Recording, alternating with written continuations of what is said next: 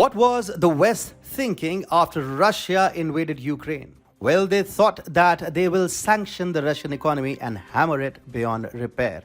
But what has happened instead is that six powerful countries have started limiting the impact of Western sanctions on Russia. Hi and welcome to TFI Global, the foreign affairs and geopolitical analysis arm of the TFI Media Group. I'm your host, Atul Mishra. Let's begin. If we go by what US and EU diplomats were saying after the Ukrainian invasion, the Russian economy should have been driven into penury by now.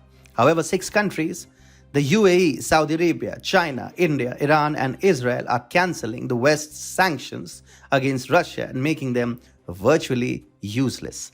These six countries have unique ties with Russia, and none of these countries is ready to sacrifice them at the altar of the Western world's agenda. So they have become a bloc in themselves over the Ukraine crisis. China, on its part, is helping the Russian oil and gas industry soften the impact of Western sanctions and sell energy to other countries through yuan, despite threats of being cut off of the dollar-based global payments settlement system. In fact, as per a report, two officials said that India and Russia are thinking of devising a rupee-ruble trade mechanism by using yuan as a reference currency to value it. Meanwhile, China and Russia have worked together to evade the Western sanctions. Russian oil producer Surgutneftgaz has allowed Chinese buyers to receive oil without providing guarantees called letters of credit to avoid Western sanctions. Western sanctions have led to all banks suspending the issuance of letters of credit for Russian oil. But Moscow and Beijing seem to have found a way to bypass Western sanctions.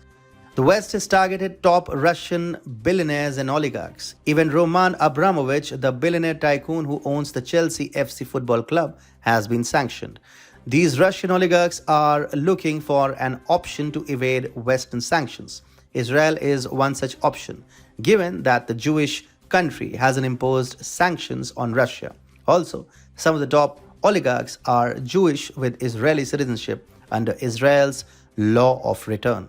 As per some media reports, Russian oligarchs are moving to Israel. The Israeli government officials, including Foreign Minister Yair Lapid, have said that the Jewish country will not be a route to bypass Western sanctions. However, no law in Israel would prevent Russian oligarchs with Israeli citizenship from depositing their money into bank accounts in Israel. Dubai has emerged as another haven for Russian money. Russian oligarchs already have millions of dollars parked in the city. While the Western world has frozen Russian accounts and Russian property, the UAE is imposing no such restrictions. So if a Russian oligarch wants to avoid Western sanctions, Dubai is the place to go. Meanwhile, both the UAE and Saudi Arabia have turned down Western requests to increase oil output. They are simply not ready to help the Biden administration in reducing the impact of surging crude oil prices amidst the Ukraine crisis. Meanwhile, Iran is throwing its own tantrums. The US and other Western powers were hopeful of reviving the Iran nuclear deal, or what is officially known as the Joint Comprehensive Plan of Action.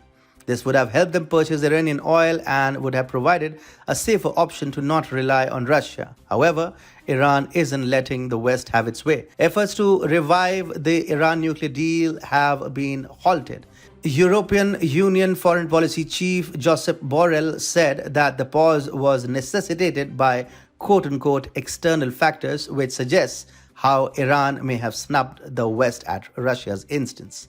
Western sanctions have thus got effectively cancelled. There are simply way too many leaks that make West sanctions useless and meaningless. And all this is happening because six powers across the globe have decided to nullify restrictions against Russia.